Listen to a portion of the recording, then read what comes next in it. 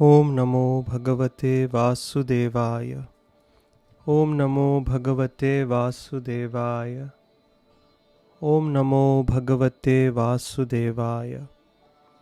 Reading from the Bhagavad Gita, Chapter 8, Attaining the Supreme, text number 8 onwards. In the 7th verse, as we heard in the previous podcast, Krishna emphasized his remembrance. Because if we can remember him throughout our life, we shall be able to remember him even at the hour of death, and thus we shall attain him. And remembrance is so important that Krishna emphasizes it even in this text 8. Abhyasa yoga yuktena chetasa nanya gamina paramam purusham divyam yati parthanu chintayan.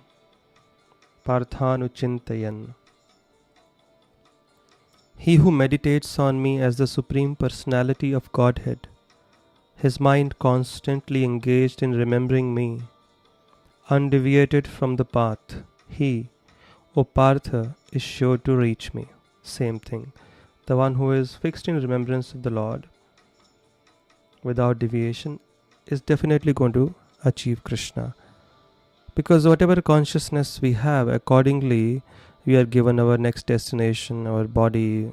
This whole world is running based on desire. We are in this material world stuck because of our material desire. And because of our desires only, we can be liberated and go back to our real home, the spiritual world, the planet, the home of Krishna, and our real home as well.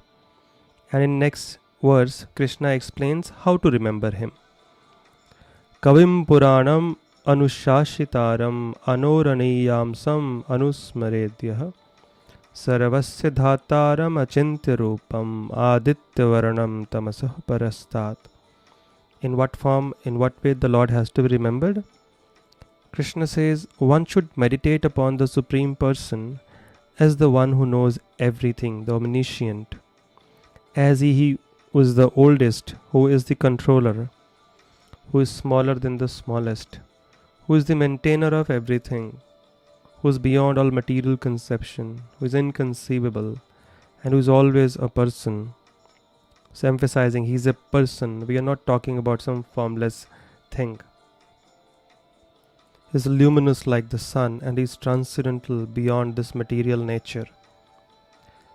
So in one sense, Krishna is saying we must try and think of the greatness of the Lord, because our minds are not in a position where we can be attracted by his sweetness at this stage. That comes little later as our hearts get purified. But initially, everyone gets attracted by someone great. So this is how we should begin our remembrance. He is the greatest, he is the omniscient, he is the all-powerful, he is the master of everything, he is the source of everything. And therefore he is so great. And that way we develop a feeling of awe and reverence towards him. That is the beginning. So the whole purpose of these verses is to emphasize the remembrance of Krishna. And for that now Krishna talks about two types of processes. One is the process of Dhyana Yoga, and then he will talk about the Bhakti Yoga. So this is also kind of Bhakti Yoga only, because one is doing Dhyana but trying to fix his consciousness on the Supreme Lord. So it is called Yoga Mishra Bhakti, Bhakti mixed with Yoga. And text number 10, 11 and 12, Krishna gives certain ways in which a person who is trying to remember the Lord, come to that stage or attain perfection through the process of Dhyana, meditation on him. Prayana kale manasa chalena bhaktya yukto yoga balena chaiva bruvor madhye pranam aveshya samyak satam param purusham upaiti divyam. One who at the time of death fixes his life here between the eyebrows, and by the strength of yoga with an undeviating mind engages himself in remembering the Supreme Lord in full devotion, will certainly attain to the Supreme Personality of Godhead. So if you remember, we have discussed something like this in 6th chapter also, Dhyana Yoga. But here it is especially bhakti, it is mentioned one focuses his mind on not something void or formless, but here it is specifically the Supreme Lord is being emphasized in full devotion. It is mentioned. 11-12 also talk of a similar process, additional aspects of this process or additional steps to focus the mind on the Lord. Yadaksharam veda vedo vadanti vishanti yad yatayo vitaragaha yad icchantu brahmacharyam charanti tatte padam sangrahena pravakshe. Persons who are learned in the Vedas, who utter Omkara, and who are great sages in the renounced order enter into Brahman. Desiring such perfection, one practices celibacy. I shall now briefly explain to you this process by which one may attain salvation. So there are some people who practice celibacy, severe austerities. They utter the word Om, but they ultimately enter into Brahman. There are three levels of God realization. The lowest is the Brahman realization, the blue light, where we understand the Lord's universal pervasiveness as blue light, Brahman effulgence. And some people just try to merge into the Brahman effulgence, but that's considered to be spiritual suicide because there's no activity over there, there's no shelter, and eventually the soul has to fall from there also, again into the material whirlpool. Higher than that is the realization of Paramatma feature, which the yogis meditate upon, the Paramatma within the heart in Vishnu form. And higher than that is the realization of the Bhagavan feature, where we realize God as a person whom we can share intimate relationships with, feelings with, love with, exchange of love. That is the realization of Bhagavan, Narayan, Krishna, Vishnu feature. And supreme of all this is the Krishna feature. And that is the aspect of God which is just full of sweetness. But here those who practice celibacy, they utter Omkar, but their goal is to ultimately just merge into that Brahman. Then there are others who are focusing on the Paramatma in the heart. Sarva dvarani samyamya mano hridi niruddhya cha murdhani adhyatmanah pranam astito yoga dharanam. The yogic situation is that of detachment. Now specifically the Paramatma in the heart is to be meditated upon, and this is actual bhakti mixed with yoga.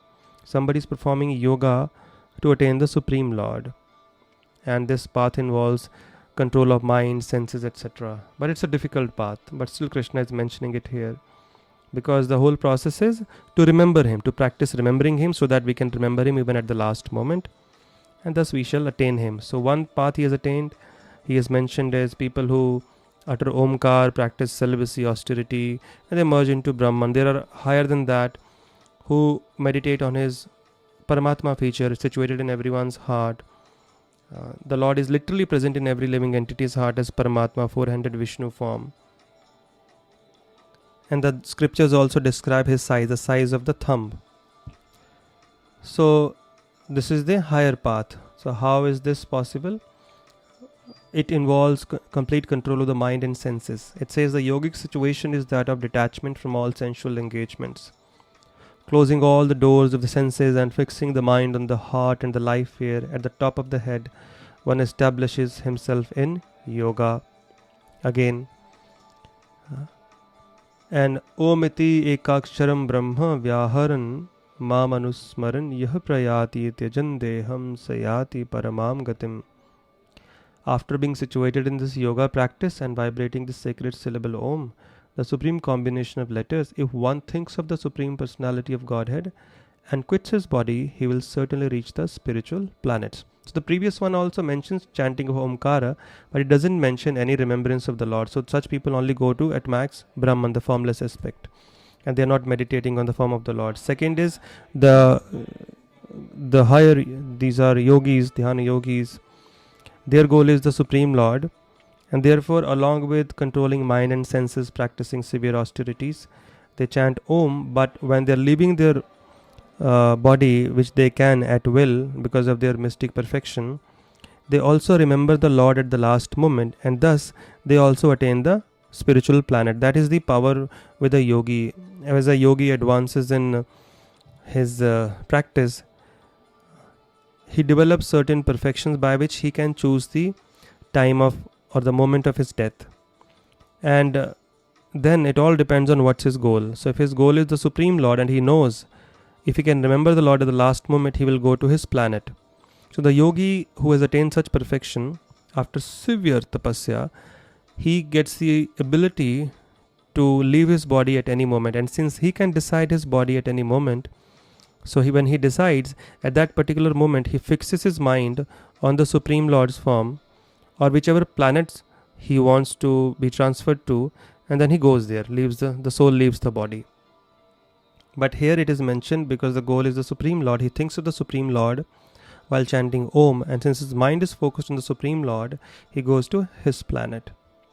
So it's a difficult process. The previous one is incomplete. This is complete but difficult. But then what to speak of us, if that is the way to transfer ourselves or to remember him? Krishna gives us simplest path, that is the path of Bhakti Yoga in text number 14. Ananya chetah satatam yo mam samarati nityashah tasyaham sulabha partha nitya yuktasya yoginah. For one who always remembers me without deviation, I am easy to obtain, O son of Pritha, because of his constant engagement in devotional service. But those who are devotees, they do not need to go through all these difficult processes. They simply have to engage in the devotional service of the Lord, beginning with hearing and then chanting of his names, praying to him, offering worship to his deity form, remembering him. Just a devotee engages in these beautiful, simple processes. For him, Krishna says, I am easy to obtain. He doesn't have to go through any difficult process. He doesn't have to tread this difficult path of the yogis that they have to tread for many, many lifetimes after severe austerities. He doesn't have to even practice mind or sense control. He simply has to engage his mind and senses in me, and I'm easy to obtain. So for a devotee, the path is very simple. The path is very easy. He can easily reach the destination by Krishna's grace. The other paths, one has to try with his own ability, mind, intelligence. But here, a devotee simply engages in the devotional service of the Lord. He hears about him from scriptures. He renders service to his deity form. He chants his names. And simply by offering some tulsi, flower, activities like these, he is easily taken to the destination by the Supreme Lord. He doesn't have to do anything separate. And then what happens when somebody obtains Krishna? Once we go there, Krishna says, Mamapetya punarjanma dukkhalayam ashashvatam napnuvanti mahatmanah samsiddhim paramam gatah. After attaining me, the great souls who are yogis in devotion never return to this temporary world which is full of miseries, because they have attained the highest perfection. So once the soul goes back to the spiritual world, Krishna is saying, once the soul comes back to me, once the yogi comes back to me, he doesn't return to this material world. And he describes this material world as a place of misery, and which is temporary. He says a temporary place. And dukkhalayam ashashvatam. Dukkhalayam means a place of misery. Ashashvatam means temporary. This is the nature of this world. But a person who has attained my planet, he doesn't come back here to this horrible place. And he doesn't need to also, because he has achieved the highest perfection and is in so much bliss. Why would he want to come back to a place of misery? That is a perfection that is awaiting all of us, the devotees who have begun this journey. So please continue. And Krishna says, in this material world, somebody might think, okay, maybe Krishna is talking about Earth planet, right? So what if I transfer myself to Swargaloka? Some people want to go to Swargaloka. Somebody might say, I will go to the higher planet still. I'll go to Brahmaloka. Krishna says, even that won't work. The material world, he has already described in 2 words, Dukkhalayam Ashashvatam. And this applies to every nook and corner of the material creation.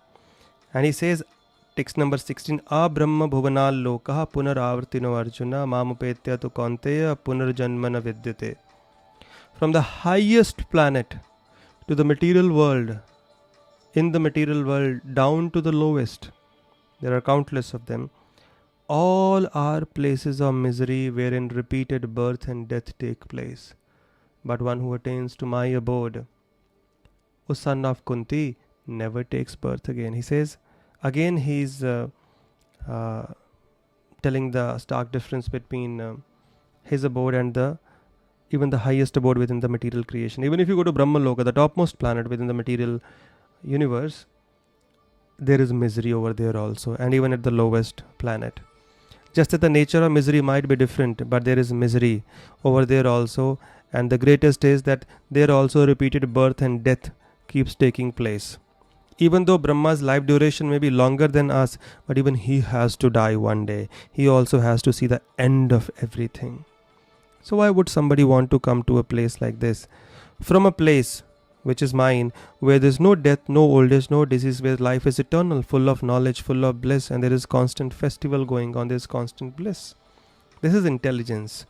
That's why Krishna is now advertising his own abode. If he doesn't advertise, how will we even develop a desire to go there? And now he's explaining the duration of Brahma's life. Text 17. He says, Sahasra yuga parayantam ahar yad brahmano viduhu ratrim yuga sahasrantam te aho ratra vido janaha. By human calculation, 1,000 ages taken together form the duration of Brahma's one day, and as such also is the duration of his night. So Brahma has a long lifespan compared to us. Of course, according to his calculation, he lives for 100 years only. But according to earthly calculation, his 100 years are equal to 311 trillion 40 billion years. Because as we go higher and higher, the time difference will keep on increasing. So there are planets where the scientists also can tell you, we spent 6 months here, there it's only one day. So even science is proving now what the scriptures have already said. So Brahma's one day is equal to how much then, if his life is so long? In one day of Brahma, there are 1,000 cycles of 4 yugas, Satya, Treta, Dwapar, Kali. So 1,000 such yugas come and go in one day of Brahma. That's how long his lifespan is. And avyaktad vyaktaha vyaktayah sarvaha prabhavanti yah ragame ratri agame pralayante tatreva vyakta sangyake. At the beginning of Brahma's day, all living entities become manifest from the unmanifest state. And thereafter, when the night falls, they are merged into the unmanifest again. Now, Brahma's anxiety is being pointed out here. Like we have an anxiety, Brahma has a different anxiety. He's a great soul, so his anxiety is different. Different people have different sorts of anxiety. Like some people, anxiety is food, clothing, shelter. Where will my meal come from, next meal? But somebody who is great, rich, powerful, he doesn't have to worry about this, but he has his own set of anxieties. So Brahma's anxiety is, at the beginning of his day, he has to create all the living entities and all the rulers of the universe. And when he goes back to sleep at night, and he wakes up next morning, everything is submerged under water. Partial devastation takes place whenever Brahma goes to sleep. So during his sleep, all the planets below his planet are submerged in water. And next morning when Brahma wakes up, he has to create everything all over again. That's his anxiety. Now imagine if you have created something after a lot of hard work, and next morning you wake up, it's all destroyed. Next morning again, it's all destroyed. It would be so much of a pain, and Brahma is experiencing this pain every morning. So that's his anxiety. So no place is free from misery, even if you go to the topmost or the lowest. Krishna is trying to tell us, hope it sinks in, hope we realize this, internalize this. Anywhere you go, as long as we are in the material world, we will have to go through misery, problems. Just the nature of problems will keep changing. So if we want to be free from that, we have to go back to Krishna Loka. We have to go back to a real home, the spiritual world. And to that effect, we have to start living our life in Krishna consciousness, start living our life in his devotional service. And then surely At the end of this life, we'll be able to remember him because we have consciously made an effort every day to remember him. We will be able to transfer ourselves to him. The most powerful way to remember him is chanting of his names. Hare Krishna, Krishna Krishna, Hare Hare, Hare Ram, Ram Ram, Hare Hare. Like that, if we go on chanting and hearing this Mahamantra, it's to be chanted in a way that at least we are able to hear the sound. The mind must be focused on the sound of the Mahamantra. Mind will wander away, again bring it back, again focus on the sound, keep practicing. And this way, one day, we will be able to achieve the perfection of life, because Krishna becomes very obliged to help the person who chants his name. And there is a verse from the scriptures where Krishna himself says that, oh, because this person has chanted my name, so it's my duty now to protect him always. This is the greatest protection. Chant his names. And in Kali Yuga, this is the only and the most spiritual, the most effective spiritual practice. So please take this process seriously, and you will never be a loser. So Krishna says, Bhut gramah sevayam bhutva bhutva pralayate ratri agamya vashah partha prabhavati yah ragame. Again and again, when Brahma's day arrives, all living entities come into being, and with the arrival of Brahma's night, they are helplessly annihilated. All of us are finished. But he says there is another planet. He talks about his own planet. Paras tasmat bhavanyo vyakto vyaktat sanatanah yahasa sarveshu bhuteshu nashyatsu na vinashyati. Yet there is another unmanifest nature which is eternal and is transcendental to this manifested and unmanifested matter. It is supreme and is never annihilated. When all in this world is annihilated, that part remains as it is. He's talking about his abode, that even when the entire material creation is wound up, it is destroyed, his planet remains as it is. Because it is a spiritual planet, spiritual things cannot be destroyed. Only what is matter, it has a shelf life, it has to be destroyed, it vanquishes, it perishes in due course of time. And what is that place? In the next verse, Krishna says, what is that nature which is never destroyed even at the end of the material creation? Avyakto akshariti yuktastamahu paramam gatim yam prapya nivartante tadhama paramam mama.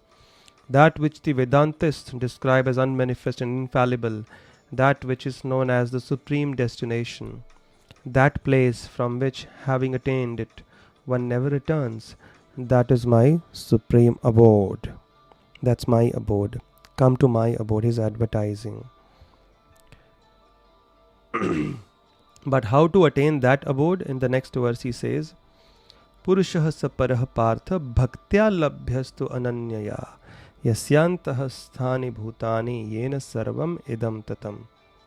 The Supreme Personality of Godhead, who is greater than all, is attainable by unalloyed devotion.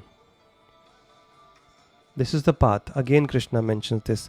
But now he has advertised his abode. He has advertised what are the facilities available are there. It is permanent, never destroyed, and Krishna personally lives there.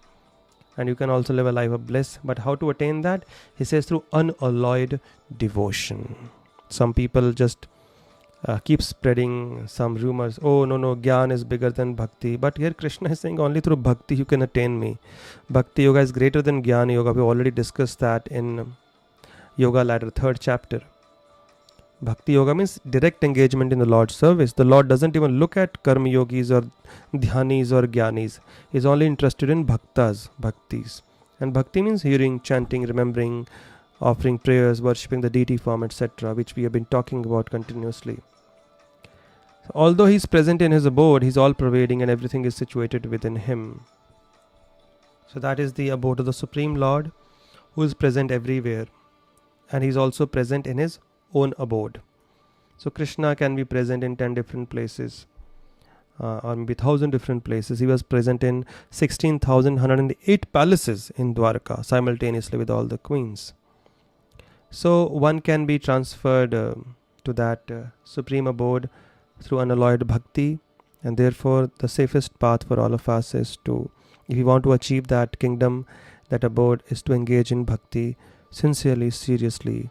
And the prime aspect of bhakti is the chanting of the Lord's names. Hare Krishna, Krishna Krishna, Hare Hare, Hare Ram, Ram Ram, Hare Hare. And now, after glorifying the path of bhakti, now Krishna turns his attention again to the subject matter of death. And now in the next few verses, till the end almost, he is going to speak about the different times at which, when a person passes away from this world, whether the person returns to this material world, the yogi, or does he not come back. He doesn't come back or he comes back. How can we decide according to the timing of the soul passing away from this world, whether the soul has gone to a higher destination or achieved liberation, or the soul is going to take birth once again? So those times will be described in the next verses. Thank you very much.